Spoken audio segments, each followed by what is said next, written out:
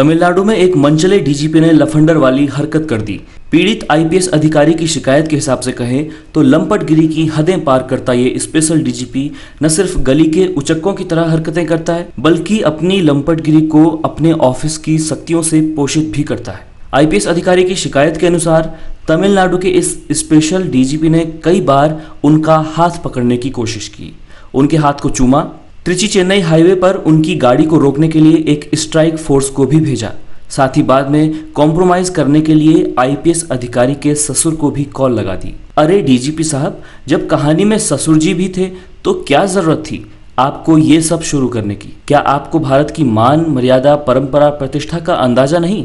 ये भारत है, भारत जमैका नहीं है। यहाँ पर जिन लड़के लड़कियों के ससुर होते हैं उन पर ट्राई नहीं कर सकते। भारत के सामाजिक ताने बाने के खिलाफ है ये चीज। भारत में आज की तारीख में जो इन सीमाओं को लांघता है वो दुराचारी, असामाजिक और ठरकी होता है।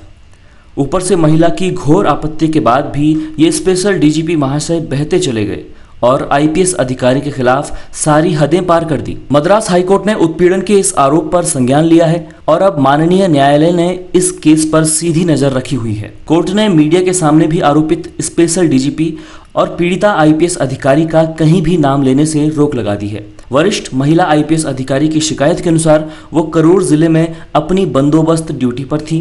वहां जब मुख्यमंत्री अपना भाषण दे रहे थे, स्पेशल डीजीपी ने उन्हें बताया कि अगले मीटिंग स्थल पर वह उनके साथ चल सकती हैं, जिसके पश्चात वे दोनों उस स्थान पर जाते हैं जहां मुख्यमंत्री सभा करते हैं। इस सफर के दौरान स्पेशल डीजीपी ने उनको स्नैक्स ऑफर किए, साथ ही सर के नीचे रखने के लिए एक तकिया भी दिया।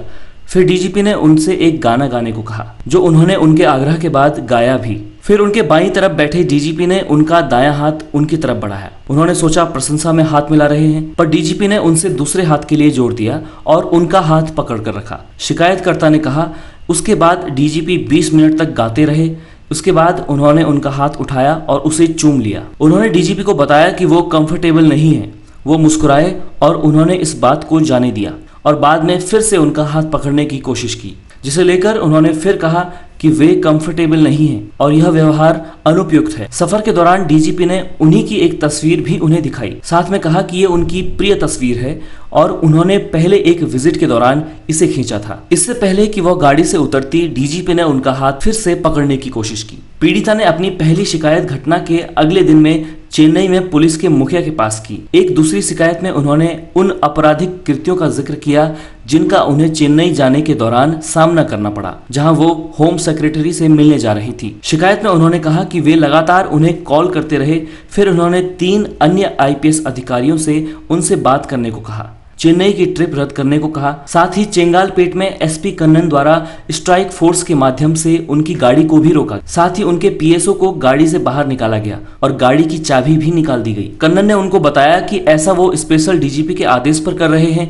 साथ ही कन्नन ने उनके स्पेशल डीजीपी से बात करने का आग्रह किया। 5 मिनट बाद फोन उठाने पर पहली चीज स्पेशल डीजीपी ने यह कही कि मैं तुम्हारे पैरों में पड़कर माफी मांगने को तैयार हूँ। उसी दिन किसी ने स्पेशल डीजीपी की तरफ से पीड़िता अधिकारी के ससुर से भी बात की ताकि मामले में कॉम्प्रोमाइज हो जाए। पीड़िता अधिकारी ने शिकायत में कहा कि स्पेशल डीजीपी ने अपनी शक्तियों का गलत इस्तेमाल किया है और उनके रैंक के अधिकारियों के बीच इस मामले को लेकर मिथ्या अर्थ भी फैलाया। वह मुझ पर शिकायत वापस लेने का दबाव बनाने के लिए परिवार को धमकाने तक भी पहुंच गया। यह अपने शक्तियों के गलत इस्तेमाल की हद है। पीड़िता को डर है कि आरोपी राज्य का सबसे सीनियर अधिकारी है, सारे अभिलेख उनकी पहुंच में है, वह जांच को प्रभावित कर सकता है। इसलिए उनको जांच शुरू होने से पहले हेडक्वार्टर से बाहर कर दिया जाना चाहिए। राज्य में विपक्ष की तरफ से भी आरोपी को सस्पेंड करने की मांग हुई है। 24 फरवरी को राज्य सरकार ने स्पेशल डीजीपी को अपने पद से हटा दिया है और अनिवार्य प्रतीक्षा में रख दिया है।